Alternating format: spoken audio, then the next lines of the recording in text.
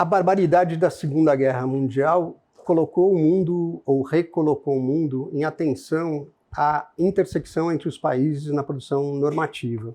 O que antes era menos relevante passou a ser importante do ponto de vista da aplicação do direito de umas para as outras nações. Então surgem, nessa época, com mais força, as convenções internacionais, os tribunais internacionais e a prática jurídica internacional de aplicação do direito alienígena, do direito estrangeiro, dentro dos países. Uma espécie de reconhecimento do mundo de que ele é um só, não é composto apenas por seres humanos. Isto é óbvio que importa reflexos no mundo do trabalho, e se é trabalho, pode chegar o podcast da Escola Judicial da 5ª Região, Tribunal Regional do Trabalho da Bahia, investiga hoje os efeitos da jurisprudência da Corte Interamericana de Direitos Humanos sobre o direito brasileiro e sobre o direito do trabalho brasileiro.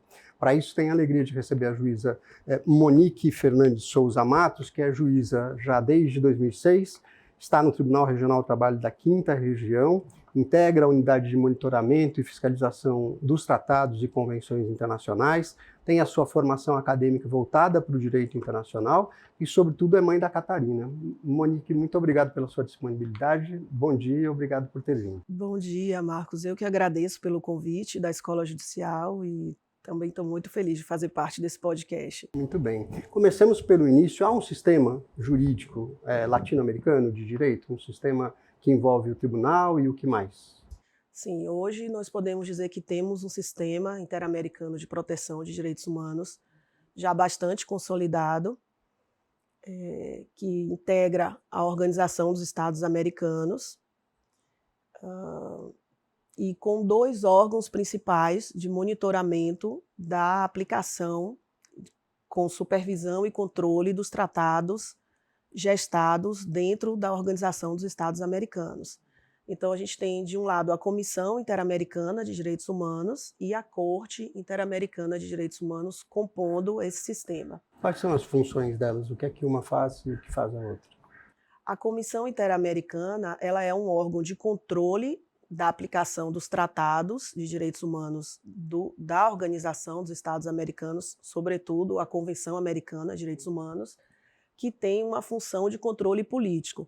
Então, ela recebe denúncias, ela dá encaminhamento a essas denúncias, ouve os estados que são acusados, ouve a sociedade civil, tenta compor as situações denunciadas, tem também a possibilidade de determinar medidas cautelares, medidas preventivas para evitar maiores danos às pessoas envolvidas, mas ela é um órgão de controle político, enquanto a Corte Interamericana ela é um órgão de controle judicial, que tem a última palavra no controle de convencionalidade dos tratados de direitos humanos do Sistema Interamericano de Direitos Humanos. Então, elas têm uma atuação complementar, vamos dizer, paralela, porque tem um aspecto interessante do nosso sistema, que a denúncia de uma violação de direitos humanos não chega à corte sem ter passado antes pela comissão. Uhum. Então, a comissão acaba funcionando como um filtro.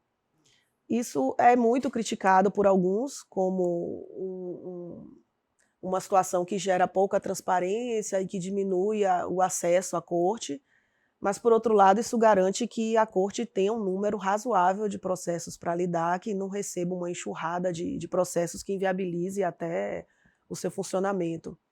Mas é uma característica peculiar do sistema interamericano. Então, toda denúncia tem que ser encaminhada para a comissão? Primeiramente para a comissão. Isso pode ser feito por instituições, pessoas e países, ou só por países, ou só por pessoas, como é? Somente por pessoas, somente pelos países membros do sistema interamericano. É outra diferença do nosso sistema. No sistema europeu, as pessoas podem levar suas denúncias diretamente à Corte ou à Comissão Europeia de Direitos Humanos. No sistema interamericano, não. Somente os Estados-membros é que podem apresentar denúncias. E esse é um aspecto negativo. Ou organizações internacionais voltadas à proteção dos direitos humanos. A pessoa humana não pode fazer a denúncia.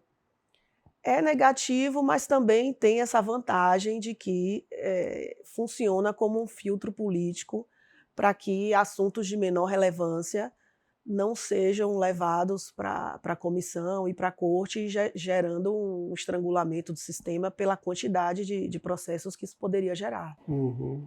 É uma espécie de prevenção, né? De prevenção, Aí porque a lógica de qualquer sistema de proteção aos direitos humanos e muito do nosso sistema interamericano é que a gente lide com processos de violação de direitos humanos que tenham a capacidade de gerar impacto nos países latino-americanos.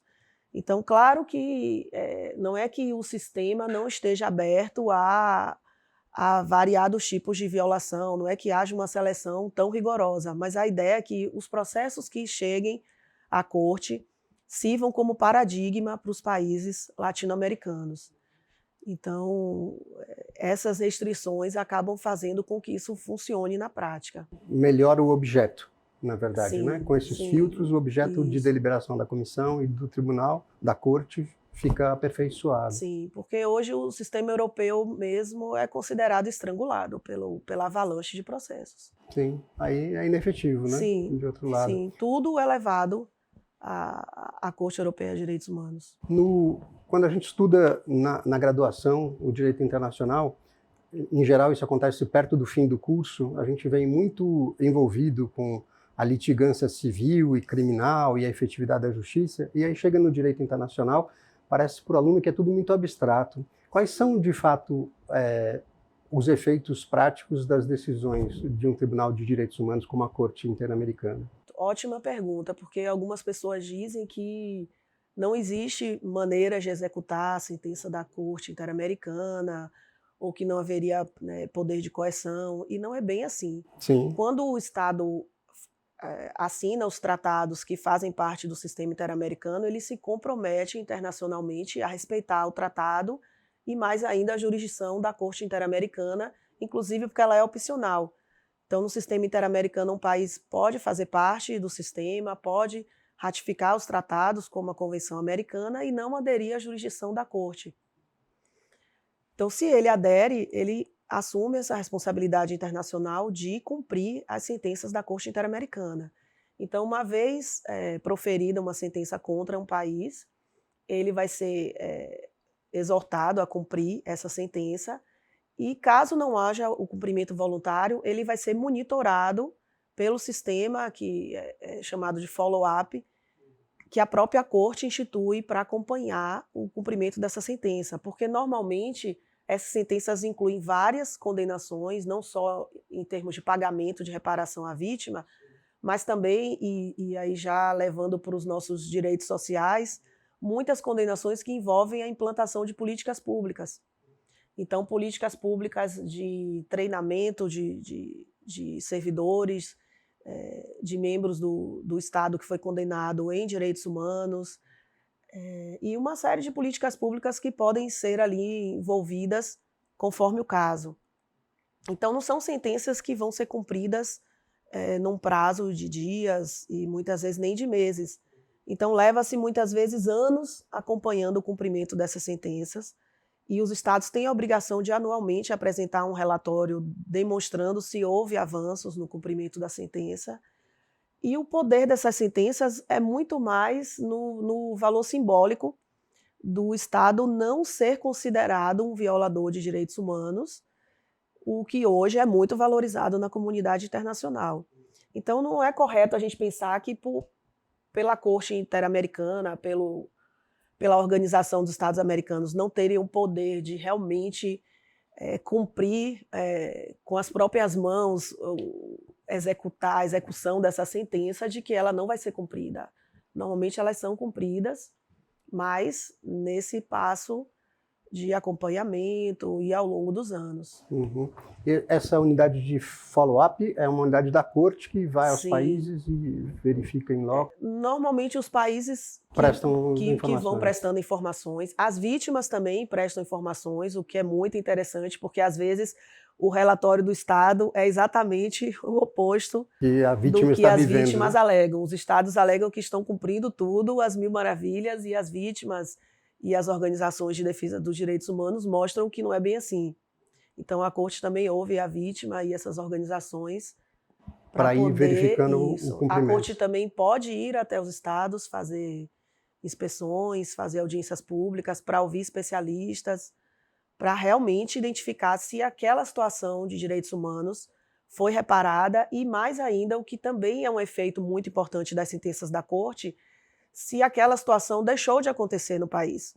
Porque o sistema de proteção aos direitos humanos, eles têm muito essa preocupação, não só de resolver aquele caso, mas de evitar que casos futuros semelhantes continuem a acontecer. Perfeito. É a obrigação de fazer e não fazer muito mais importante do que de ressarcir nesse caso. Sim, né? Isso é muito importante a gente entender, e eu acho que você começou muito bem esse podcast lembrando da Segunda Guerra Mundial, porque isso está na essência da lógica dos sistemas de proteção.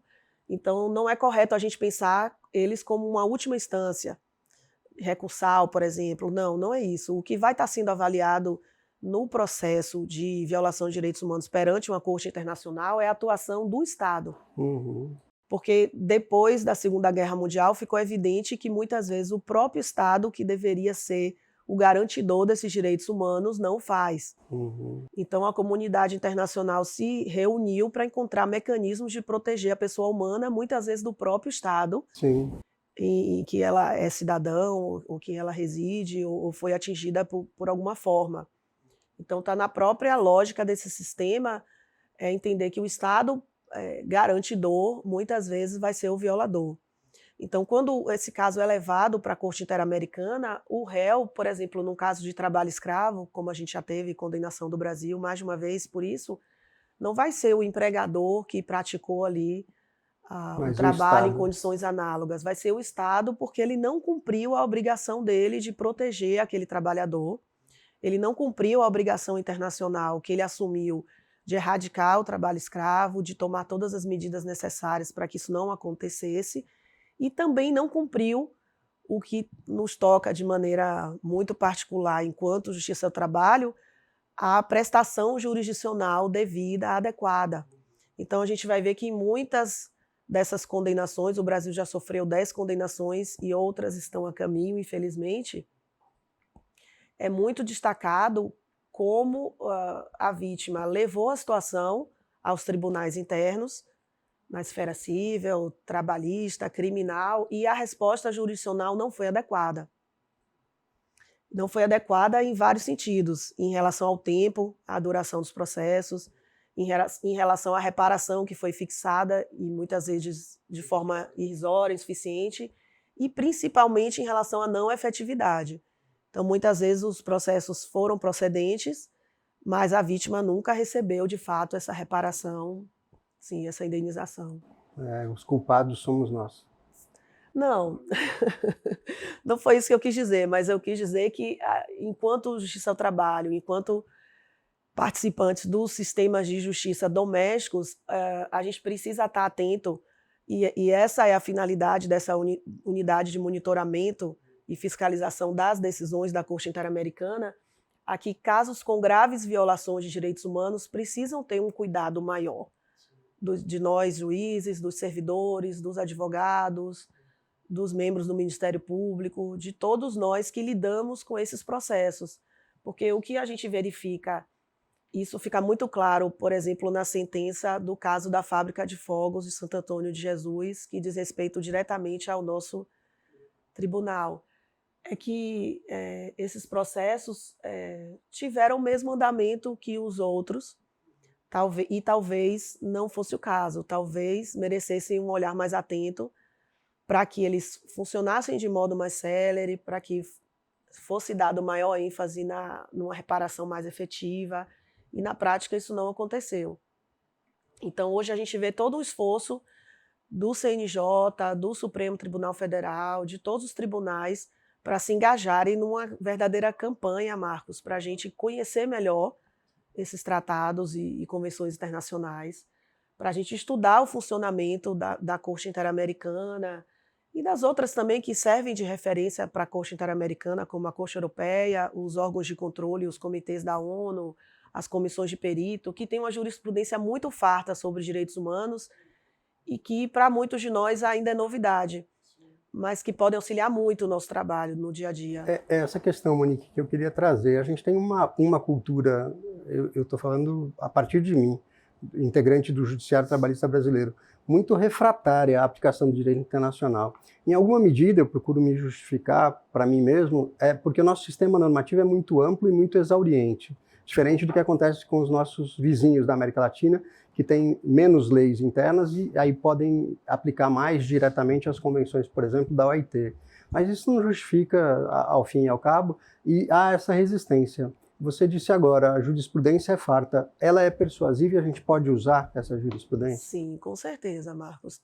Agora eu vou fazer defesa da legislação também. Sim, sim. Eu concordo com você que existe esse sentimento comum, já foi também o meu sentimento, e uma ideia assim de que as convenções da OIT são muito vagas, de que essas convenções são muito vagas, então não tem como a gente aplicar diretamente se a gente tem uma legislação mais detalhada, Uhum.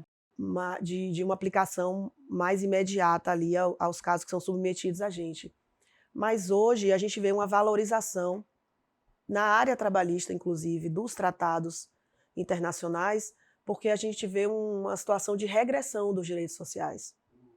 Então a gente vê, no meu sentir, uma piora em termos de garantia dos direitos sociais e trabalhistas na nossa legislação doméstica, muitas vezes contrariando a nossa Constituição Federal e contrariando esses tratados.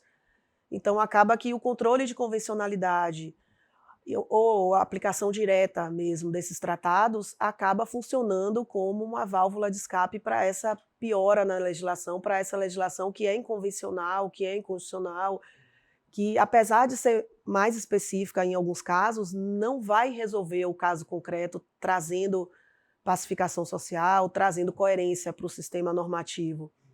E também eu acho importante falar que as recomendações da OIT, particularmente, são bastante detalhadas.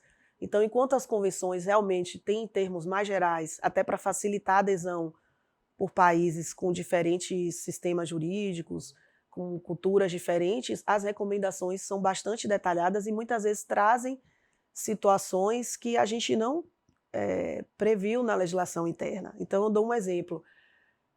Na recomendação 189, que fala sobre trabalho decente para empregados domésticos, existe uma previsão, não vou me lembrar agora o artigo, mas diz que para os empregados que residem na residência de trabalho, é preciso que haja um cômodo individual para ele dormir, com uma porta e com algum mecanismo para ele trancar essa porta, com uma separação entre o restante da casa.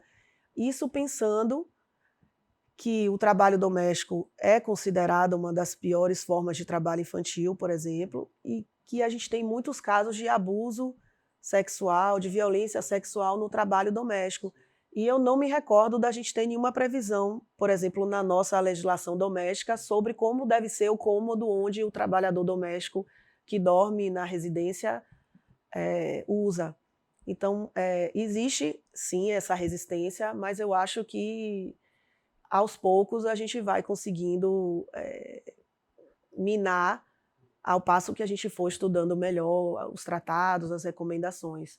E quanto à jurisprudência, é uma jurisprudência assim, muito rica, é uma jurisprudência que traz para a gente os conceitos, os termos operacionais utilizados com consenso na comunidade internacional, porque é muito frequente entre as cortes de direitos humanos o que eles chamam de diálogo de juízes, ou uma harmonização conceitual, uma convergência jurisprudencial, porque, embora a gente esteja falando mais dos sistemas regionais, existe também o sistema universal da ONU, e a ideia é que haja um mínimo de consenso, tanto no conceito desses direitos humanos, quanto na forma como eles devem ser aplicados, interpretados. Então, é uma jurisprudência que pode trazer para a gente muito ganho nas nossas decisões. É uma jurisprudência que hoje leva em conta a realidade da América Latina. Então, vai levar em conta o índice de desigualdade social brutal que a gente tem na América Latina, vai levar em conta a desigualdade de gênero, racial, e a necessidade realmente de que os órgãos de Estado, incluindo o Poder Judiciário, tragam para a sociedade decisões que levem isso em conta. Não somente o positivismo e a letra ali da lei e a decisão que, a princípio, parece a mais acertada, mas uma decisão que possa, de fato, contribuir para que esse estado de coisas não permaneça entre nós. É difícil, Monique, pesquisar isso? Para eu estudar a jurisprudência, tem mecanismos fáceis de acesso? Com certeza. No caso da Corte Interamericana, não existe nem a barreira da língua, porque a gente encontra as sentenças na língua portuguesa no próprio site da Corte. São sentenças longas, mas que vale muito a pena a leitura. Então... São decisões, de fato, muito extensas, né? Sim, sempre sim, muito longas. Sim, mas muito ricas. A gente que julga muitos processos por dia nem imagina como é que eles fazem, tem tanto tempo para escrever tanto, né, na nossa realidade. Muitos assessores, né? Pois é. Dá para a gente falar objetivamente um pouco da tragédia de Santo Antônio? O que houve lá? Porque o episódio aconteceu há tantos anos, muitas pessoas não têm concretamente em vista o que houve, né? Então, o que houve e qual foi a condenação? Sim. No dia 11 de dezembro de 1998, houve uma explosão numa fábrica de fogos que funcionava numa fazenda na zona rural de Santo Antônio de Jesus. Mais de 60 pessoas foram vítimas, a maioria vítimas fatais. Uhum. Quase todas eram mulheres, a gente só tinha uma vítima do sexo masculino, que foi um menino, uma mulher grávida, inclusive, todas muito jovens, a maioria negras, moradoras da periferia de baixa escolaridade. E durante muitos anos tentaram reparações na esfera trabalhista, na esfera civil, tentaram a condenação criminal e a resposta do Poder Judiciário brasileiro foi insuficiente. Então, na esfera criminal, a gente teve processos que prescreveram, na esfera civil não se conseguiu avançar muito em termos de reparação, na trabalhista a maioria dos processos foram arquivados porque as famílias estavam desestruturadas, as vítimas sobreviventes estavam internadas, então processos foram arquivados, processos foram julgados improcedentes por falta de prova, por esse estado de vulnerabilidade das eram famílias. Informais, provavelmente. Sim, não havia nenhum tipo de formalização do contrato de trabalho, não havia nenhum tipo de equipamento de proteção individual para proteger essas vítimas. A forma de estocar os materiais utilizados na produção dos fogos era irregular, não havia fiscalização devida pelo Exército, por outros órgãos de fiscalização. Então, foi uma série de irregularidades que culminou nessa tragédia. E o caso foi levado à Corte Interamericana e o Brasil foi condenado. E é um caso muito importante, é uma sentença que deve ser lida por todos nós, não só por dizer respeito à nossa jurisdição, mas porque ela, de certo modo, revoluciona a jurisprudência da Corte Interamericana em termos de direitos sociais. Ela é uma das primeiras sentenças, a primeira talvez seja a do Fazenda Brasil Verde, que é um caso de trabalho escravo em que o Brasil também foi condenado e que a Corte Interamericana analisa diretamente a lesão aos direitos sociais, porque antes disso a Corte não fazia. Mas na sentença da fábrica de fogos, a Corte vai além e ela fala muito dessa questão da desigualdade social, fala dos marcadores de gênero, raça, escolaridade, fala da situação dessas mulheres que não tinham outra opção a não ser aquele trabalho totalmente informal, totalmente irregular, com baixíssima remuneração, que não tinham onde deixar aquelas crianças, que levavam as crianças para ajudar no trabalho, ou porque não tinham creches, ou outros lugares para deixar. E aí ela fala de como o poder público falha em todas as instâncias naquela região, que é representativa de várias regiões do Brasil. Então, o Brasil foi condenado a cumprir uma série de medidas, dentre elas, dar andamento nos processos judiciais de uma forma que as vítimas fossem, de fato, reparadas, e principalmente a executar políticas públicas que melhorem esse contexto social, econômico da região. Está sendo feito um esforço muito grande para cumprimento, Marcos, né? No mês passado, a Corte Interamericana veio ao Brasil e coincidiu com um dos prazos para o Brasil apresentar o relatório de cumprimento dessa sentença. E há muita divergência de informações, mas a gente percebe que, de um lado, a exploração dessa fabricação de fogos de maneira irregular continua acontecendo, e segundo informações que a gente tem, talvez até de maneira mais perigosa, porque para evitar as fiscalizações que passaram a ser mais frequentes na região, os fabricantes estão determinando que as pessoas fabriquem em casa, no quintal das próprias casas. Então, isso diminui a possibilidade de fiscalização e leva o risco de explosão para a casa das pessoas. Mas, por outro lado, a gente vê, sim, uma mobilização do Movimento 11 de Dezembro, que é um instituto criado pelas famílias das vítimas, para implementar essa sentença, para trazer melhoria para a situação dessas vítimas. E também do próprio tribunal, da Secretaria de Direitos Humanos do Governo do Estado da Bahia, a gente vê uma certa articulação do Ministério Público para que, de fato, essa sentença seja cumprida, mas o caminho ainda é longo. Sim, e foi uma tragédia muito avassaladora, né? Uhum. A gente nem sempre lembra no cotidiano, Monique, seu e meu e nosso, dos juízes do trabalho, essa ligação entre os direitos sociais fundamentais com que a gente trata, ou de que a gente trata, e os direitos humanos, né? Parece que nós não somos juízes de direitos humanos, né? Como é que se faz para melhorar isso no exercício da judicatura? Como a gente protege os direitos humanos no cotidiano da judicatura? Esse é o nosso grande desafio, Marcos, é sensibilizar os juízes e os servidores de que a nossa matéria é fundamentalmente direitos humanos. Porque a gente tem uma massa de processos em que normalmente se demanda direitos que são muito fundamentais. É direito à limitação da jornada, é direito a um ambiente de trabalho mais seguro, é direito a uma indenização porque foi discriminado, porque foi assediado, porque sofreu um acidente de trabalho. Então, tudo isso são direitos humanos. A gente tem o desafio de inverter essa centralidade que a gente dá à CLT e colocar os tratados de direitos humanos nesse lugar central, né?